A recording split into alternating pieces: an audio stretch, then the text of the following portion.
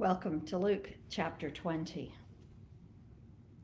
One day, as he was teaching the people in the temple and telling the good news, the chief priests and the scribes came with the elders and said to him, "Tell us, by what authority are you doing these things? Who is it that gave you this authority?" He answered them, "I will also ask you a question, and you tell me. Did the baptism of John come from heaven, or was it of human origin?" They discussed it with one another, saying, "If we say from heaven, he will say, 'Why did you not believe him?' But if we say of human origin, all the people will stone us, for they are convinced that John was a prophet." So they answered that they did not know where it came from. Then Jesus said to them, "Neither will I tell you by what authority I am doing these things." He began to tell the people this parable. A man planted a vineyard and leased it to tenants and went to another country for a long time. When the season came, he sent a slave to the tenants in order that they might give him his share of the produce of the vineyard. But the tenants beat him and sent him away empty-handed. Next, he sent another slave. That one also they beat and insulted and sent away empty-handed. And he sent still a third. This one also they wounded and threw out. Then the owner of the vineyard said, "What shall I do?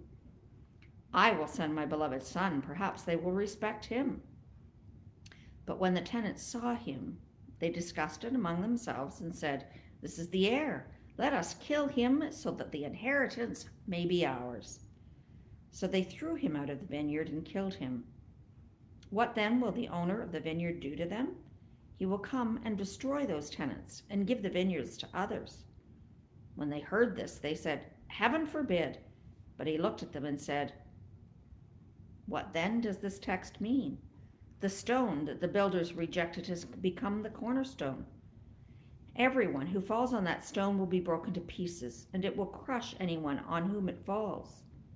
When the scribes and the chief Pharisees realized that he had told this parable against them, they wanted to lay hands on him at that very hour, but they feared the people. So they watched him and sent spies who pretended to be honest in order to trap him by what he said, so as to hand him over to the jurisdiction and authority of the governor. So they asked him, "Teacher, we know that you are right in what you say and teach, and you show deference to no one, but teach the way of God in accordance with truth. Is it lawful for us to pay taxes to the emperor or not?" But he perceived their craftiness and said to them, "Show me a denarius. Whose head and whose title does it bear?" They said, "The emperor's." He said to them, "Then give to the emperor the things that are the emperor's, and to God the things that are God's." They were not able in the presence of the people to trap him by what he said, and being amazed by his answer, they became silent. Some Sadducees, those who say there is no resurrection, came to him and asked him a question. "Teacher, Moses wrote for us that if a man's brother dies, leaving a wife but no children, the man shall marry the widow and raise up children for his brother. Now there were 7 brothers. The first married and died childless. Then the second and the third married her, and so on in the same way, all 7 died childless. Finally, the woman also died. In the resurrection, therefore, whose wife will the woman be? For the 7 had married her." Jesus said to them, "Those who belong to this age marry and are given in marriage, but those who are considered worthy of place in that age and in the resurrection from the dead neither marry nor are given in marriage.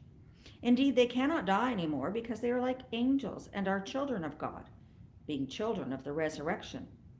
And the fact that the dead are raised, Moses himself showed in the story about the bush, where he speaks of the Lord as the God of Abraham, the God of Isaac, and the God of Jacob. Now, he is the God not of the dead, but of the living, for to him all of them are alive." Then some of the scribes answered, "Teacher, you have spoken well." For they no longer dared to ask him another question. Then he said to them, How can they say that the Messiah is David's son? For David himself says in the book of Psalms, "The Lord said to my Lord, sit at my right hand, until I make your enemies your footstool." David thus calls him Lord. So how can you be his son? In the hearing of all the people, he said to the disciples, "Beware of the scribes, who like to walk around in long robes and love to be greeted with respect in the marketplaces and have the best seats in the synagogues and places of honor at banquets. They devour widows' houses, and for the sake of appearance say long prayers. They will receive the greater condemnation." Here ends chapter 20. Thank you for joining me, and I'll see you tomorrow.